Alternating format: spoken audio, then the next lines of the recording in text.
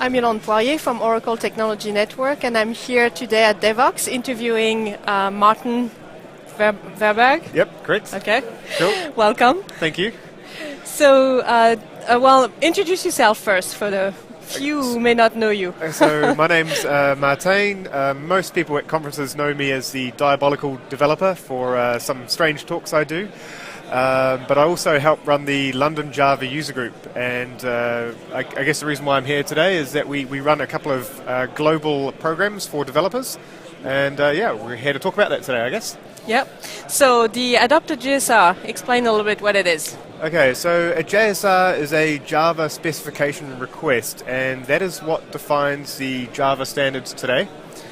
So if you're talking about the next version of servlets or the next version of Java itself, that is governed by a JSR. So the idea of the Adopt-a-JSR program is to have ordinary developers like myself get involved in these standards a lot earlier than we have in the past. So traditionally, we would be given the new standard, we would use it, and we would find the occasional part of the standard which was not that well thought out for us to use. So the basic idea is through hack days and workshops and talks is to get people involved nice and early, give that feedback to the vendors and the other experts who are building the standards, and make Java better for everyone, really. So how can people find out about it, or what can they concretely do? Yep. So we have several chapters that have sprung up around the world, mainly based on Java user groups themselves. There is a website, so Adopt-a-JSR.org, and if you go there, that will redirect you to a Java.net community project.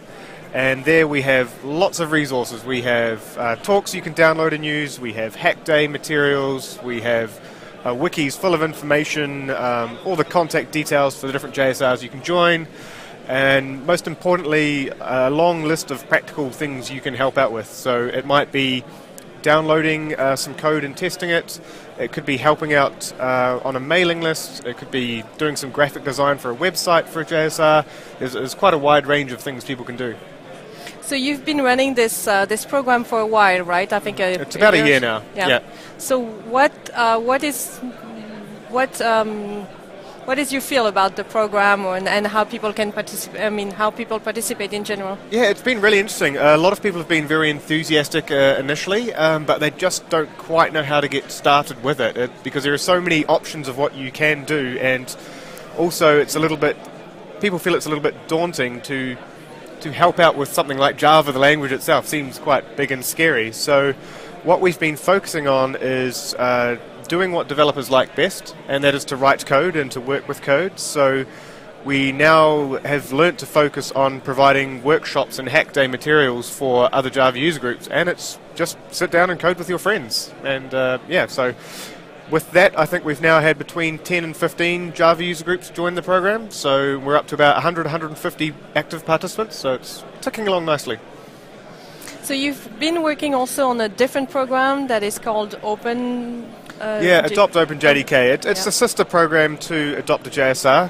Okay. JSRs more typically revolve around the Java EE space or the Java ME space, but in working on Java, the language itself, and the platform, the JVM, that is governed by the OpenJDK project these days. So we also have a program there for day-to-day developers, again like myself, to work on Java itself.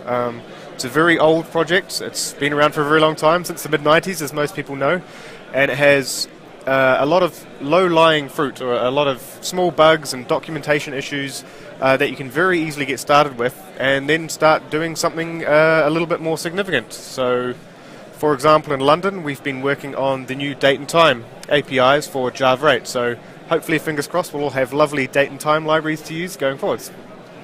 Nice. So any other examples or people being involved, or who should be really involved with this? We kind of encourage Java user groups to get involved initially because they already have this great structure on how to host an event. Most of them have venues pre-organized. They're very good at buying pizza and beer and other such things. And there's just a common interest there to want to learn to work on a piece of code together. That said, we have had some financial organisations in London in particular adopt this program inside their corporation. So they have lunchtime coding sessions.